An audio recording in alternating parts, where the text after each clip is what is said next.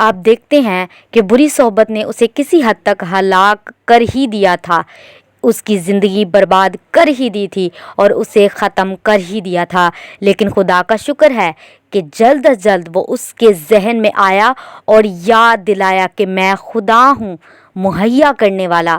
آپ دیکھتے ہیں کہ لوکا 15 باب اور اس کی 17 آیت میں پھر اس نے ہوش میں آ کر کہا، میرے باپ کے بہت سے مزدوروں کو افراد سے روٹی ملتی ہے اور میں یہاں بھوکا مر رہا ہوں، میں اٹھ کر اپنے باپ کے پاس جاؤں گا۔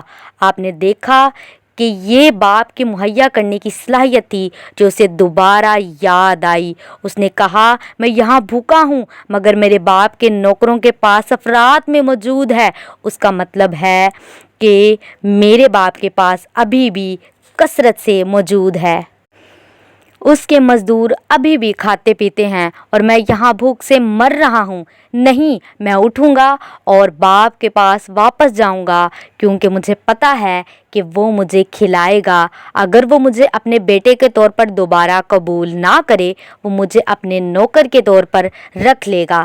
کم از کم میں بھوک سے تو نہ مروں گا، کیونکہ وہ اپنے مزدوروں کے ساتھ وفادار ہے، ان کو مہیا کرتے ہیں۔ یہ ہے خدا کا مہیا کرنا، اس کا دینا۔ یہ غیر یقینی سا لگتا ہے کہ اس کو سمجھ آیا کہ اگر میں ایک بار پھر مانگ سکتا ہوں۔ حوالہ کہتا ہے متی 17 باب میں، مانگو تو پاؤ گے، مانگتے رہو۔ ہر بار جب تم خدا سے مانگو، اس کے بیٹے کی حیثیت سے مانگو، اس کی بیٹی کی حیثیت سے مانگو اور جان رکھو کہ تمہارا باپ تم سے پیار کرتا ہے، اس کی توجہ تم پر ہے اور وہ تم سے کسی اچھی چیز کو پوشیدہ نہیں رکھے گا۔ تو آج کے دن میری طرف سے آپ کی حوصلہ افزائی کی بات ہے کہ آپ جانیں کہ خدا وفادار ہے۔ وہ وفادار تھا جنوری میں اور اب بھی وفادار ہے اور وہ وفادار رہے گا سال کے آخر میں بھی۔ اس کا مہیا کرنا مہینوں میں نہیں بدلے گا اور نہ دنوں کے ساتھ بدلے گا اور نہ سالوں کے ساتھ، وہ ہمیشہ ایک اعلیٰ مہیا کرنے والا رہے گا۔ اس کے وسائل اس دنیا سے بہت دور ہیں۔ بائبل کہتی ہے وہ ہماری ضروریات کو اپنے خزانے سے اور جلال سے یسوع مسیح کے ذریعے سے پورا کرتا ہے۔ کون سے خزانے؟ جلالی خزانے، کبھی نہ ختم ہونے والے خزانے۔ تو خدا کی بیٹیوں، خدا کے بیٹوں، آج اٹھو، کسی بھی طرح کے حالات میں ہو، جانو اور واپس جاؤ خدا کے پاس۔ وہ تمہاری سنے گا اور وہ سنے گا اور آپ کو انکار نہیں کرے گا۔ مانگتے رہو، امید کرتے رہو، وہ ضرور آئے گا۔ اس پر بھروسہ رکھو۔ ممکن ہے کہ وسائل جنوری میں بہت زیادہ تھے اور اب کم نظر آ رہے ہیں۔ اپنے باپ کے پاس واپس جاؤ کیونکہ وہ تمہارا انتظار کر رہا ہے۔ اگر آپ سے غلطی ہوئی ہے، آپ سے گناہ ہوا ہے، آپ اپنا راستہ بھول گئے ہیں، بائبل کہتی ہے اٹھ اور اپنے باپ کے پاس واپس جا، بھاگ کر اس کے پاس جا کیونکہ وہ تیرے لیے حاضر رہے گا، وہ تجھ سے ملے گا۔ خدا مہیا کرنے والا، ہاں خدا مہیا کرنے والا ہے، وہ ہمارا باپ ہے۔ یسوع نے اس قادر مطلق خدا کو باپ کی حیثیت سے ہم سے متعارف کروایا۔ باپ اپنے بچوں کو مہیا کرتا ہے، اپنے بچوں سے کبھی دستربدار نہیں ہوتا۔ ایک اچھا باپ وہ ہے جو اپنے بچوں کا خیال رکھے اور ان کی ضروریات پوری کرے، اور یہی ہمارا خدا کرتا ہے۔ ہم دیکھتے ہیں کھوئے ہوئے بیٹے کی کہانی میری نظر بار بار خدا کے مہیا کرنے کی صلاحیت پر لگاتی ہے کہ ہمارا خدا قدرت رکھتا ہے۔ ہم دیکھتے ہیں کہ مہیا کرنے والا اپنے لوگوں کو دیتا ہے اور قہر میں آ کر آپ سے وسائل واپس نہیں لیتا، اور جب تک ہم یہاں زمین پر موجود ہیں، سانس لیتے ہیں، اس کا فضل کثرت سے ہم پر رہے گا۔ تو اس کا فضل ہمیں پراعتماد بناتا ہے خدا کے ساتھ لازمی تعلق استوار کرنے کے لیے۔ یسوع نے کہا جب تم دعا کرو کہو اے ہمارے باپ۔ کیا آپ خدا کو جانتے ہیں؟ کیا آپ راضی ہیں اس کے پاس ہمیشہ جانے کے لیے، اس کی اس صلاحیت کو سمجھنے کے لیے؟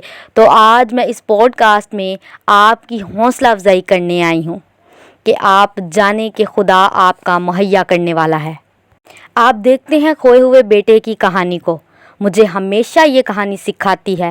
ہر دفعہ میں جاتی ہوں اور دوبارہ پڑھتی ہوں، مجھ پر خدا کے دل کو ظاہر کرتی ہے اور میری حوصلہ افزائی کرتی ہے کہ میں اسے پیار کرتی رہوں، اس کے پاس جاتی رہوں۔ مصرف بیٹا ایک دن اٹھا اور اپنے باپ سے کہا، باپ مجھے وہ سب کچھ دے جو میرا ہے۔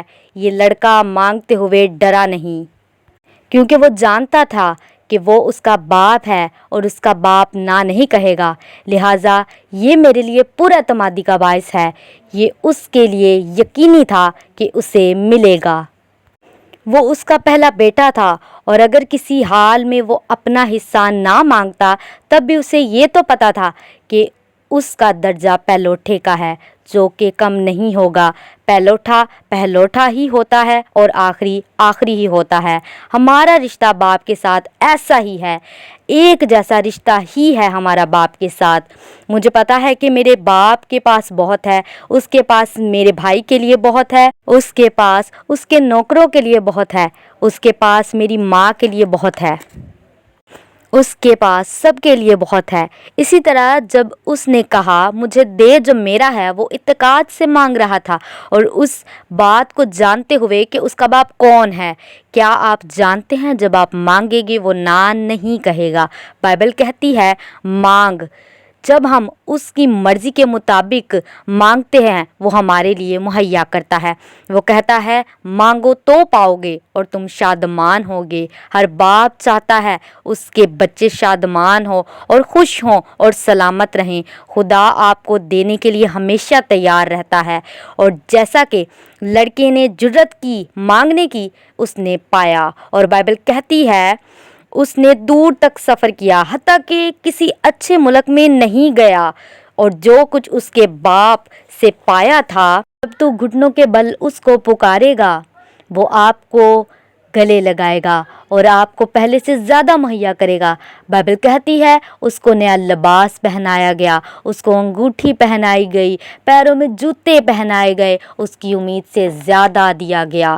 اور یہ ہے ہمارا حیرت انگیز خدا، صرف اس کی طرف بڑھتے رہیں۔ یہ ہے پاسٹر رودا کی پوڈ کاسٹ، خدا کا کلام، اس کی طرف بڑھتے رہیں اور آپ کا دن اچھا رہے۔ آمین۔